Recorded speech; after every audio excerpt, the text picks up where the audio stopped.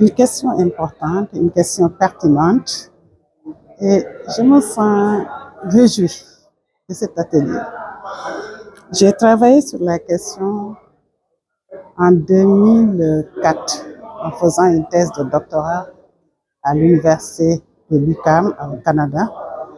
Et la question m'avait beaucoup intéressée et dans mes conclusions, c'était de voir comment trouver maintenant aujourd'hui des projets pour arriver à concrétiser le vœu de beaucoup de domestiques qui n'étaient pas de retourner dans les écoles parce qu'à l'époque on se posait des questions, mais leur vœu c'était de trouver des projets qui leur permettraient d'améliorer leurs conditions de vie, leurs conditions de travail et de travailler sur leurs problématiques de santé. Donc c'est pourquoi tout à l'heure ça m'a fait un réel plaisir de participer à cet atelier. Et Dr Diallo l'a dit, l'université est un laboratoire. Et pour moi, dans mes convictions profondes,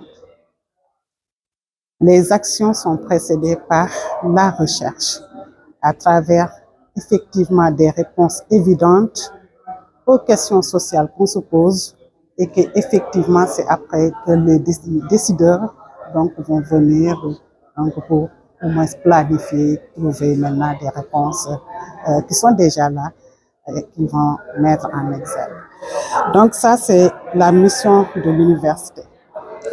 Principalement, je travaille beaucoup sur les questions de genre, sur les questions féministes, et comme quoi, donc, je lutte et je me suis engagée sur toutes les formes d'inégalité sociale, sur toutes les formes d'injustice sociale.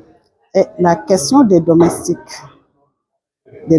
féminines, on voit le plus souvent dans nos sociétés, qui sont dans un monde invisible, et également des domestiques hommes, aujourd'hui constituent quand même une des pires formes d'injustice sociale, et le fait d'avoir des projets derrière qui vont venir pour voir comment améliorer les conditions de vie de ces populations-là, je pense que c'est quelque chose qui mériterait d'être documenté, d'être mis en exergue, le focus, etc.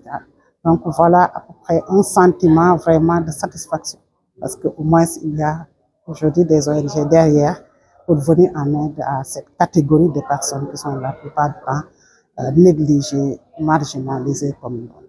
Pas suffisamment prises en charge dans les politiques, il faut le dire.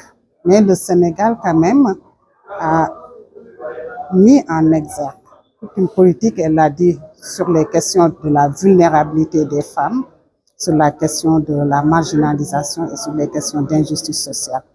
Mais si je reviens pour dire sur le plan de la recherche, c'est presque dans les années 2000 où réellement on a commencé à mettre le focus sur ces catégories-là, à essayer de trouver des solutions donc évidentes à la question de ces domestiques qui, encore, je le répète, sont dans un monde invisible, et ce qui fait que parfois on ne voit pas très bien leurs problèmes.